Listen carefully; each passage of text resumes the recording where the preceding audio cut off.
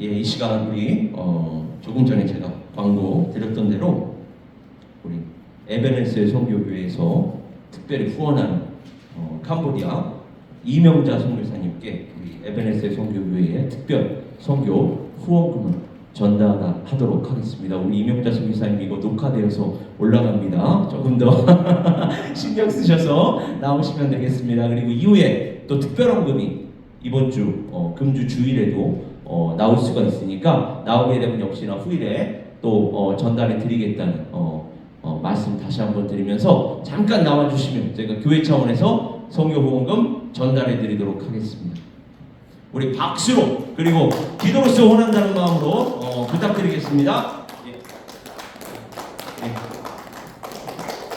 감사합니다. 우리 박수로 또 기도로 끊임없이 후원해 주십시오. 우리 캄보디아 이명자 선교사님 선교 보고까지 다 받으셨습니다. 그죠? 그래서 지금까지도 정말로 애써서 수고하신 그 사역의 열매들이 있는데 앞으로도 하나님께서 더 큰 열매들로 채워주실 줄 믿습니다. 우리 에베네스 선교교회 끊임없이 기도로 또 물질로 또 여러 가지 모양으로 하나님께서 허락하시는 대로 끊임없이 후원하여서 하나님의 나라와 영광을 위하여 그 연합이 끊이지 않기를 소망합니다. 예, 그리고 우리 오늘의 말씀 함께 나누도록 하겠습니다. 고린도 전서, 이제 고린도 전서까지 왔습니다, 여러분. 마태복음에서 시작했던 우리 수요 예배의 강해 설교 시리즈가 고린도 전서까지 왔습니다.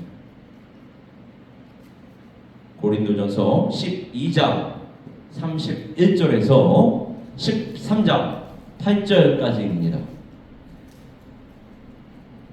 지난주부터 그 수요 예배, 오늘은 이제 수요 예배까지 녹화가 되고 있는데 지난주부터 이제 새벽 기도도 계속해서 녹화되어서 여러분들께 전달이 되고 있습니다. 그래서 이제 제가 앞으로 거의 화, 수, 금, 토 이렇게 새벽 기도를 감당할 텐데 제가 꼭 그 감당하지 않는 날이라도 금주에 여러분께서 보셔서 아시겠지만 녹화해서 여러분들께 올려드리겠습니다. 그래서 여러분들께서 늘 그 말씀 속에서 생활하실 수 있도록 제가 교회 차원에서 끊임없이 말씀을 공급해드리고 이제는 또 수요 예배까지 녹화해서 올려드리려고 합니다. 그래서 말씀이 늘 끊이지 않고 그 말씀 안에서 우리 교회가 계속해서 세워갈 수 있도록 참여로 또 기도로 함께 부탁드리도록 하겠습니다. 고린도전서 12장 31절에서 13장 8절 말씀 함께 교독하시다가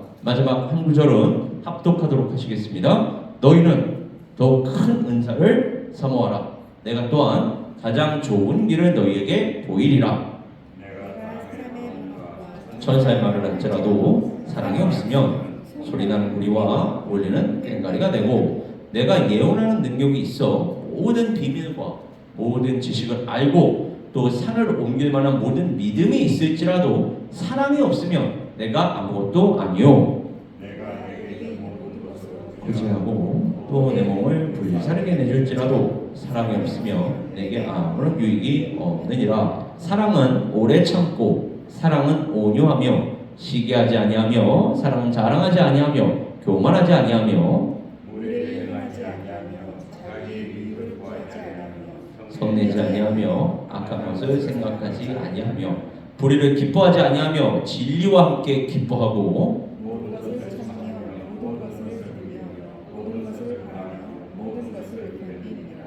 다 같이요. 사랑은 언제까지나 떨어지지 아니하되 예언도 패하고 방언도 그치고 지식도 패하리라. 아멘. 오늘은 이렇게 믿음, 소망, 사랑.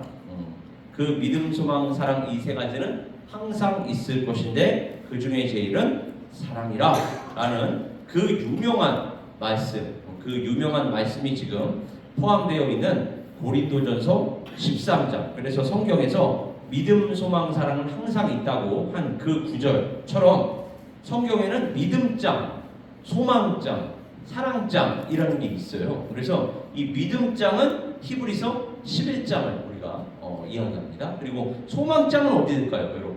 우리 그리스도인들에게 참 소망은 그리스도의 부활이죠. 그리고 우리는 그 예수 그리스도와 같이 예수 그리스도께서 재림하시는 그때 최종적인 부활, 그러니까 이 땅 위에서 예수 그리스도를 믿고 성령 침례를 받음으로 말미암아 부활하게 되는 그 영적인 부활 말고 우리 몸의 부활, 최종적인 예수 그리스도와 같은 그 몸의 부활, 그 몸의 부활이 바로 우리의 참 소망입니다. 그래서 소망장은 어디에 있을까요? 바로 부활장이기도 합니다. 그래서 이게 바로 고린도전서 15장에 기록이 되어 있죠. 그리고 사랑장이 바로 오늘 본문 말씀 고린도전서 13장이라고 할 수가 있겠습니다.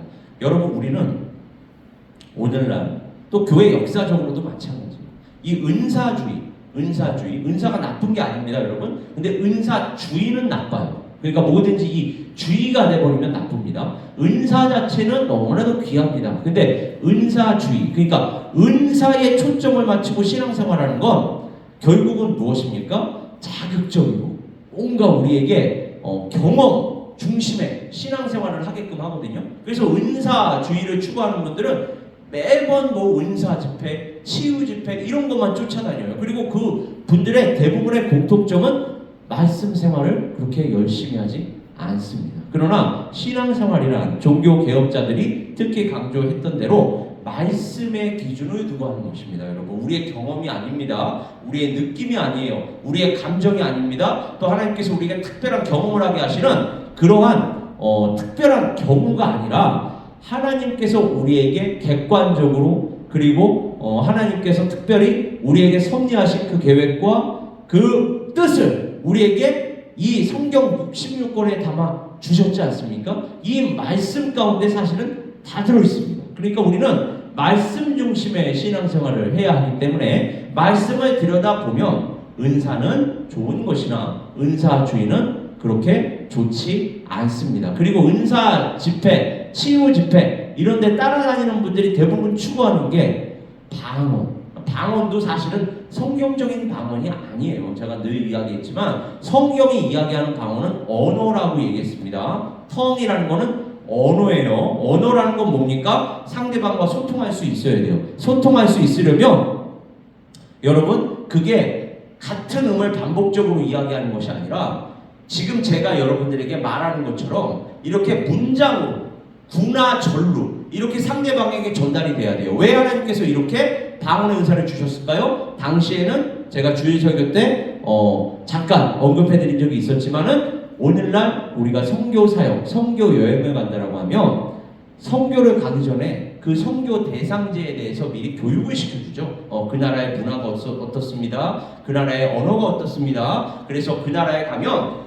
우리 지금 살고 있는 이 미국이나 한국에서는 상식적으로 받아들여지는 것이 그 나라 가면 오히려 반대가 됩니다. 그러니까 이제 가셔서 그 말과 행동을 조심하셔야 돼요. 그리고 그 말, 기본적인 의사소통 표현들을 우리가 좀 배우고 가죠. 그래서 이제 그곳에 갔을 때에 그들에게 그들의 마음을 좀 이렇게 열면서 그 선교 사역을 시작할 수 있도록. 근데 당시 초대교회 당시 이제 말 그대로 초대교회라는 말 그대로 이제 그리스도교가 본격적으로 시작이 된 그 시점에 무슨 선교 교육이라는 게 있었겠습니까? 무슨 선교 훈련이 있었겠으며 따라서 무슨 선교 교육관이 있었겠고 무슨 선교 훈련 기관이 있었겠어요? 아무것도 없었습니다. 하나님께서는 그 시대에 맞추어서 그 상황에 맞춰서 우리에게 필요한 것들을 공급하시거든요. 그리고 거기에 맞춰서 역사하시거든요. 따라서 우리에게 그러한 것들이 아무것도 없을 때 강권적으로 성령을 우리에게 주시는 것입니다. 강권적으로 우리에게 주셔서 언어의 은사,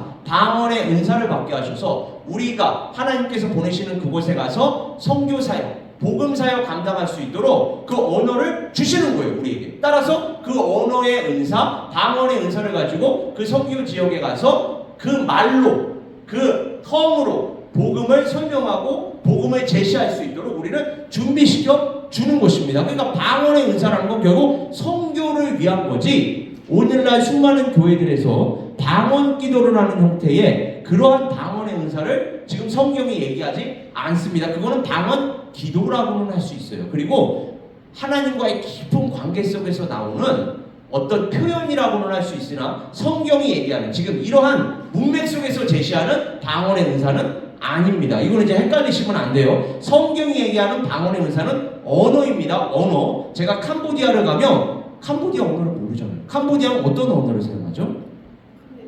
예? 예, 저 처음 들었어요. 지금 이 말 자체도 처음 들었어요. 그렇죠? 그러니까 이 말 자체도 처음 들었으니까 이 언어에 대해서 제가 알 수 있을까요? 없을까요? 모른단 말이에요. 모르니까 만약에 제가 캄보디아 선교를 나간다라고 하면 캄보디아 언어에 대해서 먼저 배워야 돼요. 그죠? 그러니까 배워야 하듯이 지금은 그래도 이런 배경 지식이라도 있지 않습니까? 그러나 그때는 그런 것이 없었기 때문에 성령께서 언어의 은사, 방언의 은사를 주셨다는 것입니다. 왜요? 하나님의 나라와 영광을 위해서, 그리고 선교 사역을 감당하기 위해서. 오늘날 수많은 이 은사 집회가 이루어지는 현장, 치유 집회가 이루어지는 현장에서 나 이런 은사 특별히 받았어, 너희도 받아 라는 식으로 일종의 하나님의 은사, 하나님께 영광을 돌린다라는 명분하에 자기를 자랑하는 이러한 형태의 은사는 성경에 기록되어 있지 않습니다. 그래서 지금 오늘 본문 말씀에서도 은사 중에 가장 귀한 건 사랑이야.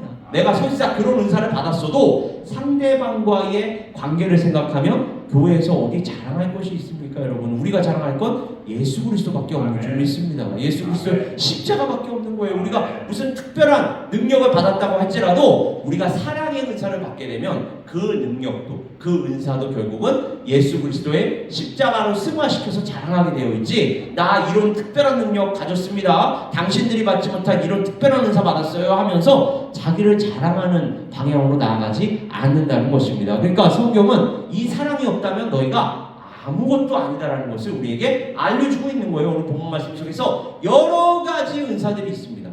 목회자는 특별히 말씀의 은사라는 게 있잖아요. 말씀의 은사라는 건 가르치는 은사예요. 그리고 가르칠 뿐만 아니라 나가서 또 전하는 은사입니다. 그리고 그 이외에도 또 상담하는 은사, 상대방을 하나님의 그 방향대로, 말씀대로 인도하는 은사, 이런저런 은사들이 있는데, 제가 만약에 여러분 말씀의 은사가 있다고 해서 말씀을 다른 누구보다 잘 안다고 해서 여러분 앞에서 잘난 척한다고 생각해 보십시오. 그 잘 아는 말씀이 무슨 덕이 되겠습니까? 무슨 은혜가 되겠어요? 그래 너 잘났다로 끝나는 것입니다. 그거는 하나님께서 보시기에 아름다운 것이 아니라는 것입니다.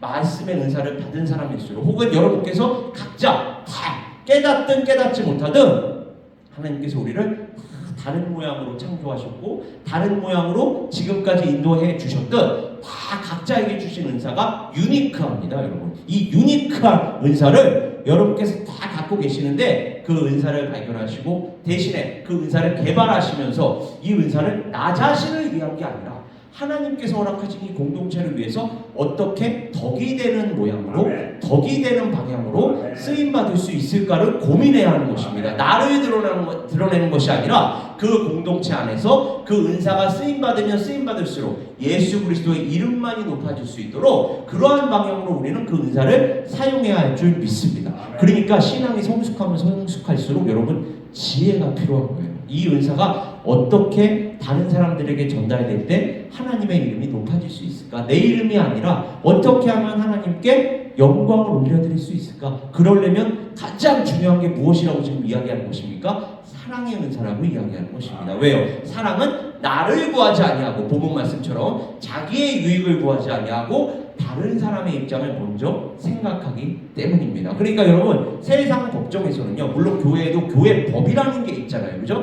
교회법이라는 게 있고 흔히들 정관이라고 불리는 것들이 있습니다. 거기에 맞춰서 어떤 특별한 경우가 생겼을 때에 그 법에 따라, 그 교회법에 따라, 그 정관에 따라, 그게 약속이니까 일종의 그 약속에 따라 일들을 처리하게끔 되어 있거든요. 그런데 세상과 교회가 다른 점이, 똑같이 법이 있어요. 세상에서도 사회법이라는 게 있지 않습니까? 세상법이라는 게 있어요. 세상은요, 재판정에서도 마찬가지고요, 특히 정치인들이 그 법을 효력을 발휘하게끔 하는 거 보세요.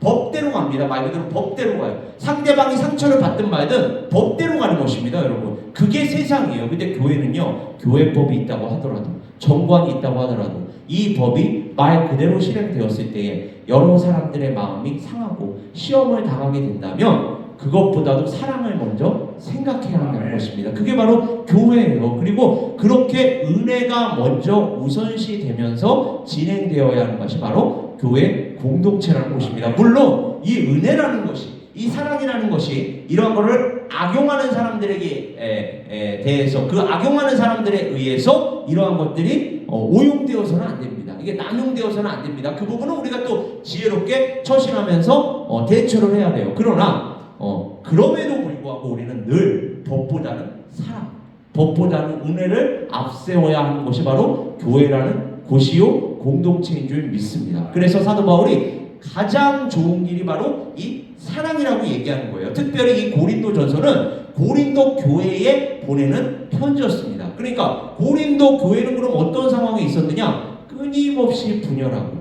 끊임없이 분쟁하고 그리고 실제적인 문제들로 바람잘 날이 없었던 교회입니다. 그러니까 여러분 생각해 보세요. 우리가 예전에는 구역이라고도 많이 불렸고 어떤 교회에서는 셀이라고도 불렀고 어떤 교회에서는 목장이라고도 부르는데 우리 교회 같은 경우에는 이제 목장이라고 부르지 않습니까? 그리고 이제 목장이라고 불리는 대부분의 그 목장 앞에 붙은 대부분의 명칭이 뭐 예루살렘 목장, 뭐 빌립보 목장, 이렇게 안디옥 목장 이렇게 불리는데 고린도 목장을 붙이는 목장은 없습니다. 그죠? 그 정도로 고린도 목장은 문제가 많았던 교회예요. 그러니까 분쟁과 분열과 실제적인 문제들로 늘 골머리를 앓았던 교회가 바로 이 고린도 교회입니다. 그러다 보니까 사도 바울이 야 너희가 하나님을 믿는다고 하면서 예수 그리스도로 인해 변화되었다라고 하면서 그리고 그 교회 안에서 성령께서 역사하심으로 말미암아 이런 은사 저런 은사 많이 받았다고 하면서 자기를 앞세우니 이렇게 끊임없이 무리가 나뉘어지고 이렇게 끊임없이 의견이 충돌하지 않느냐. 너희들에게 가장 중요한 건 다른 그 어떤 은사보다 사랑의 은사를 가르쳐주는 것입니다. 너희가 아무리 잘난 은사를 하나님께 받으면 뭐하니? 너희가 분열되면 그거는 아무런 소용이 없는 거야. 이거를 사도 바울이 우리에게 가르쳐주고 있는 것입니다. 너희에게 가장 중요한 건 사랑이야. 너희가 방언의 은사를 받으면 뭐하고 예언의 은사를 받으면 뭐하고 그 밖에 수많은 은사들을 받으면 뭐하니? 너희들에게 사랑이 없다면 그거는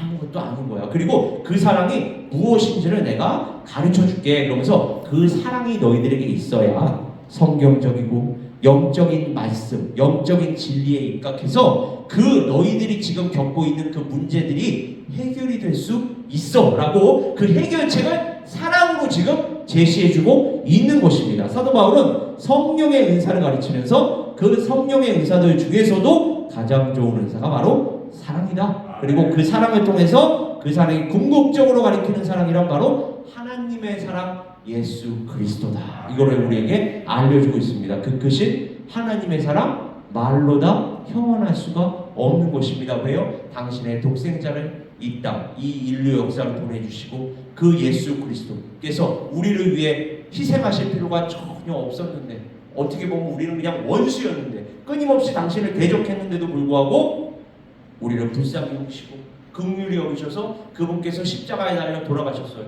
모든 죄값을 십자가에서 달려 돌아가심으로 말미암아 하나님의 공의와 은혜를 한꺼번에 다 충족시키시면서 우리가 그 예수 그리스도와 합할 때에 우리 또한 그 영원한 생명, 그 구원을 받고 누릴 수 있다는 것을 알려주셨습니다. 그러니까 원수가 되었을 때에 끊임없이 대적하였을 때에 그러니까 우리가 하나님께 끊임없이 잘했을 때가 아니에요. 하나님을 높였을 때가 아닙니다. 원수 되었을 때 끊임없이 대적했던 그 당시에도 하나님께서는 우리를 불쌍히 여기시고 긍휼히 여기셔서 당신의 독생자를 보내주셨다. 너희들에게 필요한 게 바로 이 사랑이야를 얘기하는 거예요. 너희들이 이 사랑이 있으면 결코 분열이 일어날 수 없어. 분쟁이 일어날 수 없는 거야. 이 사랑을 너희들은 지금 가져야 되는 거야. 이 사랑이 있다면 원수된 자를 품는 사랑이니까 분열이 일어나고 분쟁이 일어나더라도 그들을 품어내는 사랑이니까 어찌 이 모든 문제들에 대한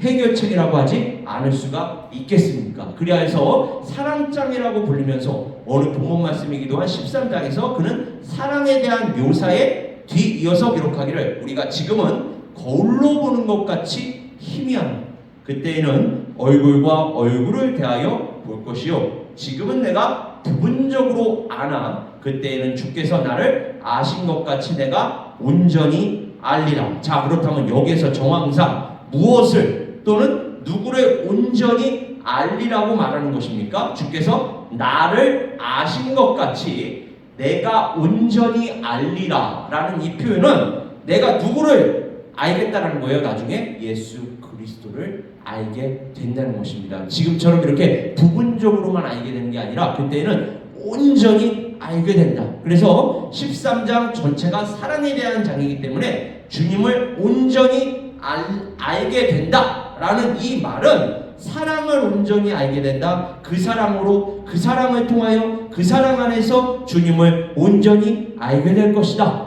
따라서 이 모두로 보아서 예수 그리스도께서 바로 그 사랑이시고 그 사랑을 통해서 그 사랑 자체가 예수 그리스도이기 때문에 여기에서 말하는 사랑은 곧 하나님의 사랑 예수 그리스도를 가리킨다는 것입니다. 그러니까 늘 우리는 말씀이 예수 그리스도로 시작해서 예수 그리스도로 완성되는 것입니다. 그리고 우리가 그 사랑을 행할 때 또 우리가 실천적인 부분으로까지 연결시키자면 우리가 그 사랑을 행할 때에 우리의 삶 속에서 우리의 인격에서 우리의 사역에서 우리의 관계 속에서 예수 그리스도가 나타나고 드러나게 되는 것입니다. 우리는 작은 예수가 되는 거예요. 그렇게 사랑을 보여줄 때 작은 예수가 되는 것입니다. 물론 세상 사람들도 이 아주 무조건적인 사랑을 꼭 따라하는 것처럼 우리보다 어떨 때는 더 잘 보여주는 것처럼 보일 때가 있어요. 무슨 간디라든지 테레사 수녀라든지 이런 사람들 보면은 우리하고는 신앙이 다릅니다. 우리하고는 신앙 자체가 달라요. 특히 간디 같은 경우에는 우리하고 다른 종교인이라고 할 수가 있겠죠. 그럼에도 불구하고 다른 사람들에 대한 이타적인 사랑을 보여줍니다. 따라서 우리가 지금 이야기하는 사랑은 바로 그런 사랑이 아닙니다. 우리는 예수 그리스도를 보여주는 사랑이기 때문에 말씀에 근거한 사랑이어야 돼요. 그러니까 하나님의 말씀을 역시나 더 잘 알고 더 잘 묵상하고 이 말씀에 따라 사랑을 베풀어야 할 줄 믿습니다. 그게 바로 이타적인 사랑을 보여주는 것 같은 다른 종교인들, 다른 사람들과 구별이 될 수 있는 우리의 사랑법인 줄 믿습니다. 우리의 사랑은 따라서 그들과 근본적으로 다를 수가 있는 거예요. 똑같이 다른 사람을 배려하고 다른 사람을 도와준다 할지라도 우리는 말씀에 근거한 사랑을 보여주기 때문에 말씀이 없는 그냥 그들의 어떤 양심에서 우러나오는 그들의 선한 어떤 마음에서 우러나오는 그러한 사랑과는 질적으로 또 차원이 다른 사랑이라는 것입니다. 우리는 예수 그리스도라는 하나님의 사랑, 하나님의 말씀에 근거한 사랑을 보여줘야 하고 그때 하나님께서 영광 받으실 줄 믿습니다. 예수 그리스도의 사랑으로 태어나고 사실은 예수로 인해서 우리는 모였다라고 제가 얘기했습니다. 예수 그리스도의 사랑으로 태어나고 성장하며 또 부흥한 그래서 다른 그 어디보다 결코 그래서는 안 될 교회 안에서조차 이런저런 문제들에 대하여 자신들의 생각을 힘주어 말하면서 내가 잘났네, 네가 잘났네 이러한 것들이 오늘날 교회에서도 수도 없이 이루어지고 있는데 그래서 예전에 제가 어느 목사님들과의 그 모임 속에서 선배 목사님들이 이런 말씀을 하신 적이 있어요. 우스갯소리로 교회가 싸움질만 안 하면 자연스럽게 부흥한다 이런 말이 있을 정도로 교회 안에 이렇게 싸움이 분쟁이 분열이 끊이지 않습니다. 이런 저런 문제들로 인해서 그러나 사실은 교회 안에서는 이런 문제들이 있어서는 안 되는 거예요. 이것은 우리에게는 불꽃 논쟁이 될 수 있어요. 막 어떤 경우에는 너무 저 문제를 저렇게까지 이렇게 막 우리가 너무 오버하는 거 아니야? 라고 생각할 정도로 교회에서 아주 불꽃이 튀길 만큼의 논쟁이 일어나고 분열이 일어나고 분쟁이 일어나지만은 하나님께서 보시기에는 정말 아무것도 아닌 존재들이 도토리 키재기 하고 있는 거랑 똑같은 거예요. 우리가 그래서 되겠습니까 여러분? 이런 것은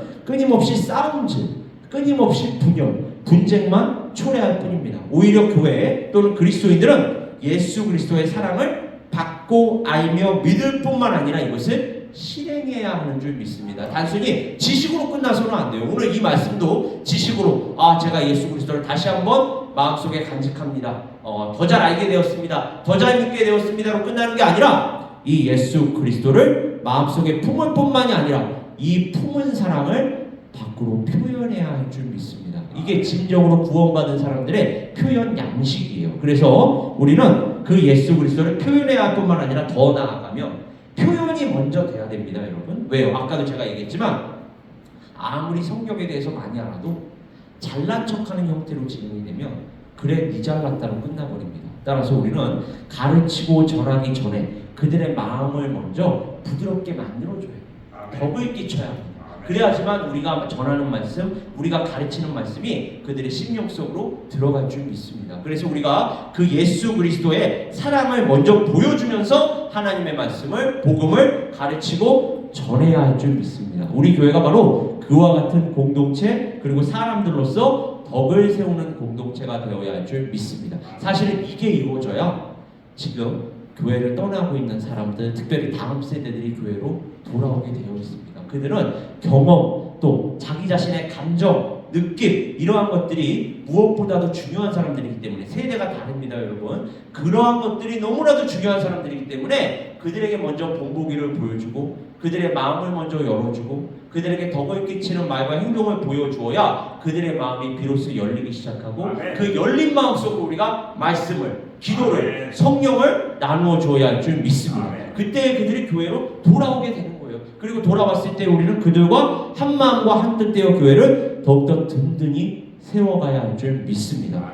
그래서 사도 바울은 교회 안에 있음에도 불구하고 여전히 교회 밖에 있는 자들, 그러니까 교회 안에 있는데 교회 밖에 있는 자들하고 너희가 그렇다면 다른 바가 뭐가 있느냐? 세상에 속한 자들과 이렇게 싸움질만 계속한다 그러면 별반 다른 바가 없는 거야. 너희들의 그 가치 기준, 세계관, 이러한 거에 따라 옳고 그름을 결정하고 판단하면서 자신들과 다른 사람의 그 의견에 대해서는 심술궂고 적대적인 자세, 그러한 자세를 취함으로써 분열과 분쟁만 일삼는 오늘 본서의 그 고린도 교회에게 그들의 지식자랑은, 그들의 잘난 척은 얼마나 교만한지를 스스로 폭로하는 것일 뿐이다. 오히려 그들로 이제는 지식이 아니라, 이렇게 얘기합니다. 지식이 아니라 사랑으로 덕을 세우라. 그게 하나님께서 너희들을 아름답고 선하게 보는 길이다. 이렇게 우리에게 알려주고 있습니다. 그래서 고린도전서 8장 1절에도 지식은 교만하게 하며 사랑은 덕을 세우나니, 또 누구든지 하나님을 사랑하며, 이 말이 중요해요. 하나님을 사랑하면 그 사람은 하나님도 알아주십니다. 우리는 하나님께서 알아주시면 되는 겁니다. 뭐 그렇게 다른 사람들에게 자기 존재감을 그렇게 알려서 뭐가 그렇게 의미가 있습니까? 우리 그리스도인들에게 하나님만 알아주시면 되는 것입니다. 우리의 마음, 우리의 나아가는 방향, 우리의 사역, 그 하나님께서 순간순간 우리를 지켜보고 계십니다. 그 하나님 앞에서 성실하고 정직하게 나아간다면 하나님께서 알아주실 것이고, 또 하나님께서 알아주시는 그 삶으로 나아간다면, 그러한 인격으로 나아간다면 결국 사실은 아이러니하게도 다른 사람들에게도 사랑과 존경을 받는 사람이 되는 거예요. 그때 하나님께 더욱더 거룩하고 존귀하게 쓰임받는 줄 믿습니다. 그래서 그는 그 모든 분열과 분쟁, 그리고 문제들에 대한 해결책으로 이 사랑을 제시하고 있는 것입니다. 그렇다면 그가 이 사랑에 대해서 어떻게 묘사하는지, 그리고 이 사랑이 어떻게 그 모든 분열과 분쟁, 그리고 실제적인 문제들까지 해결할 수 있다는 것인지, 자 4절에서 8절을 보시면 사랑은 오래 참고, 오래 참는다는 거예요. 여러분, 오래 참는다는 거예요. 그래서 우리 선배 목사님들이 늘 말씀하시는 게, 목회에서 가장 중요한 게 여러분 참는 거라고 합니다. 목회에서도 가장 중요한 게 참는 거예요. 그리고 여러분들 목회자들 뿐만이 아니라 여러분들이 어느 순간 예전으로 얘기하면 구역장이 되고 목장의 목자가 되고, 그렇게 해서 성도들을 또 관리하고 성도들을 또 돌보고 그런 위치에 있게 되면, 그러한 직분을 맡게 되면 그 무엇보다도 중요한 게 바로 참는 거라는 걸 알게 됩니다. 사실은 그리고 이 참는 거의 본보기가 누구입니까? 하나님이에요. 하나님. 우리가 끊임없이 죄를 범함에도 불구하고 하나님께서 오래 참으세요.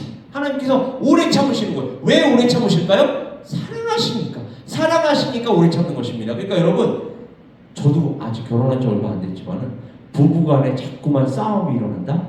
그건 참지 않기 때문이고, 참지 않는 이유는 사랑이 식었기 때문입니다. 사실은 성격의 문제가 아니라 사랑이 식었기 때문이에요.